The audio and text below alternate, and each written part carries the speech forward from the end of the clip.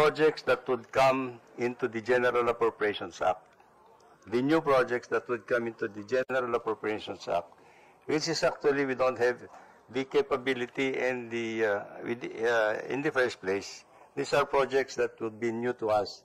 And it would take some time actually for us actually to vet it, to prepare these projects and put it into a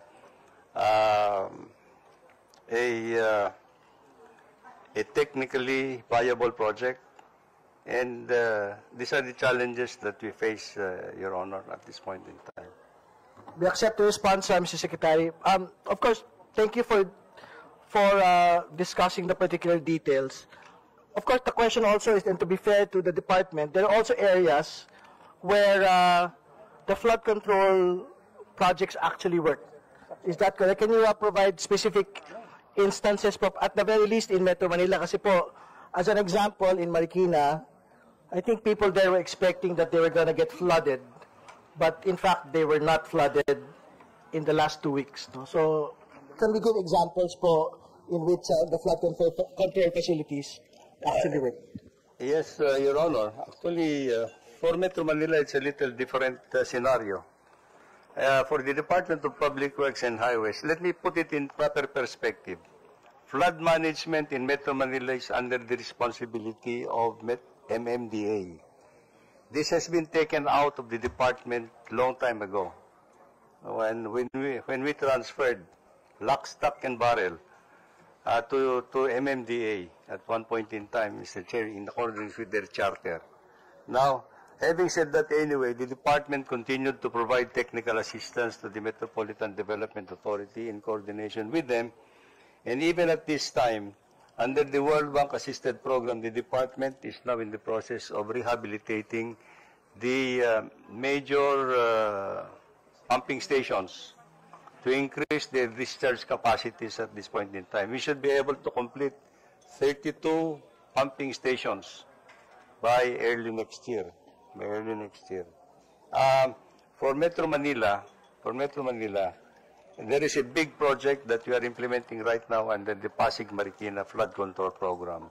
And this will involve actually even dredging of Marikina River, and probably the implementation of other structures that would initially store floodwaters from the Sierra Madre. And this will be in the program actually for the next several years, Your Honor. So this is why in Metro Manila, I think there has been some significant improvement, particularly in the Marikina area, Your Honor. Thank you, Mr. Secretary. We can proceed to the questions of the House members, but we'd like to acknowledge the members who are here. Congressman Reynaldo Salvacion, Lone District of Marinduque. Congressman Vincenzo Renato Luigi Villafuerte, 2nd District, Camarines Sur. Congresswoman Maria Cristina Angeles, 2nd District, Tarlac. Congressman Antolin Oreta III, Lone District, City of Malabon. Congressman Amado Carlos Bolilla, the 4th District, Batangas. Congresswoman Attorney Jerryville Jinky Beatrix Luistro, 2nd District, Batangas, Chairperson, Committee on Justice. Congressman Gerardo Jerry Boy Espina Jr., Lone District, Biliran. Congresswoman Agatha Paula Aguilar Cruz, 5th District, Bulacan. Congressman Brian Poe, Party List FPJ, Panday, Bayanihan, Assistant Majority Leader. Congressman Roy Gonzalez, Lone District, City of Santa Rosa. Congresswoman Kakabag-Aw, Lone District, Dinagat Islands, Deputy Minority Leader. Congresswoman Dada Kiram Ismula, Party List Akbayan. Congressman Joseph Tan, 4th District, Isabela. And Congressman Christopher Sheen Gonzalez, Lone District, Eastern Samar, Assistant Minority Leader. Okay po, we will proceed now to the questions of the members. Is Congressman Garbin here? He left already. Congressman, I think Congressman SDS Suarez is finished. Congressman Ko, you may proceed, please. Mr. Chair, this is the purpose why I suggest to subpoena those Stikum or the records, because based on the statement of the Secretary, there are damages not within our control.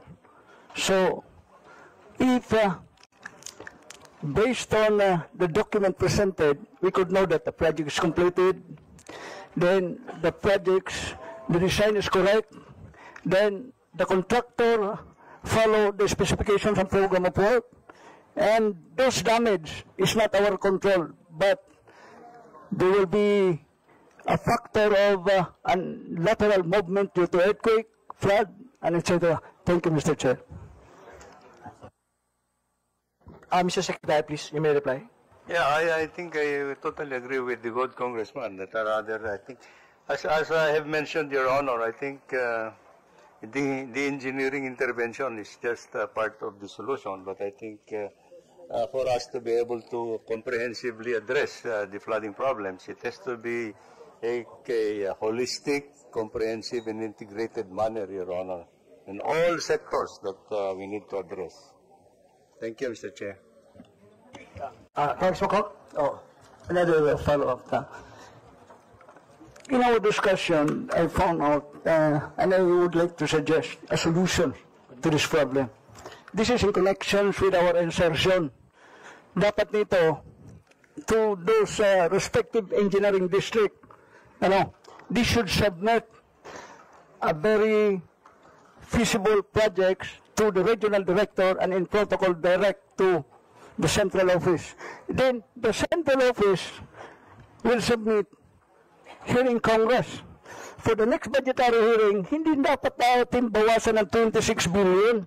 Dapat dagdagan. Pagkadagdag naman, bahala na kung anong insertion ninyo dyan. Ang importante, ang budgetary hearing ng ang request ng Public Works and Highways mabigyan ng priority. That's all, Mr. Chair. Thank you, Congressman Ko. We can proceed to Congressman Hernandez. Is he here? Next, Congressman Suntay, please. Thank you very much, Mr. Chairman. Well, first of all, I'd like to thank the good secretary for saying na ibibigay niya yung mga list ng completed flood control projects. Pero palagay ko, Secretary, mas importante na makuha rin namin yung hindi completed at saka yung delayed. Kasi yung nakaka-apekto sa flooding, hindi naman yung mga completed project. Ang nakaka-apekto, yung hindi kompleto at saka yung na-delay. So if we could have that one. Secondly, while present ni Secretary kanina yung well, actually, parang... So before proceeding, maybe we can get his commitment first. Yes, Mr. Secretary. Absolutely, yes. Not just the completed, but also the Incomplete and delayed. Delayed.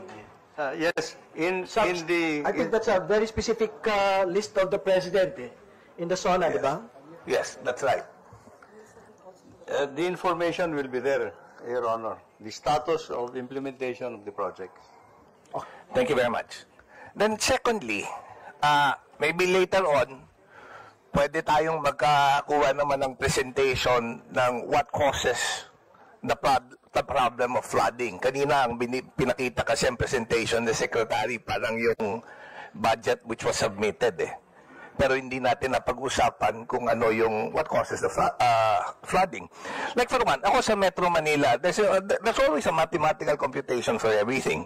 For example, what causes flooding in Metro Manila? It's not as simple as what my good friend Congressman Erice said, na hindi, dahil yan doon sa mga bahay na nakatayo, doon sa waterway, dahil sa basura, kaya nagbabaha. It's not that simple. Those are contributory factors that lessens the carrying capacity of the drainage, yung actual capacity. Dahil lumiliit yung drainage, yung diameter ng drainage. But we could compute it Ang importante malaman, like dito sa Metro Manila, ano ba ang actual carrying capacity ng drainage system natin? Based on, kasi we could compute at an average yung volume of water that is produced during a typical typhoon. Ang formula lang naman dyan, area times rainfall depth. Nako-compute naman natin. Alam natin kung ano yung average area ng Metro Manila. It's 636 square kilometers. Alam natin yung lower limits pagka bumabagyo. Ang lower limits ng rainfall depth pagka bumabagyo, 150 millimeters. Ang upper limits yan, pag malakas yung bagyo, sabihin mo lang 300 millimeters. So, if you compute volume, yung area times rainfall, malalaman mo, ilang cubic meters ng tubig ang bumabagsak sa atin. So, yung lower limits, it's 95,400,000 cubic meters. Kung gagamitin natin yung upper limit, it's 190,800,000 cubic meters. So, may data ba tayo? What is the carrying capacity of our drainage system in Metro Manila? Kasi kung yung carrying capacity lang, hindi natin alam, hindi natin masosolve yung problema. So if I can... Mr. Secretary, please proceed. You can reply. Your Honor, yes, I totally agree with the observation of the good congressman from Metro Manila for Quezon City. The main problem in Metro Manila, Your Honor, is actually the drainage system in Metro Manila is very much old, antiquated. What we know is actually in the recent assessment of the drainage problem and drainage system in Metro Manila, despite the fact that it's already antiquated and old, the existing drainage system in Metro Manila is 70% silted. So in other words, it has only a carrying capacity of 30%. And this exacerbated the problems of the carrying capacity, Mr. Chair.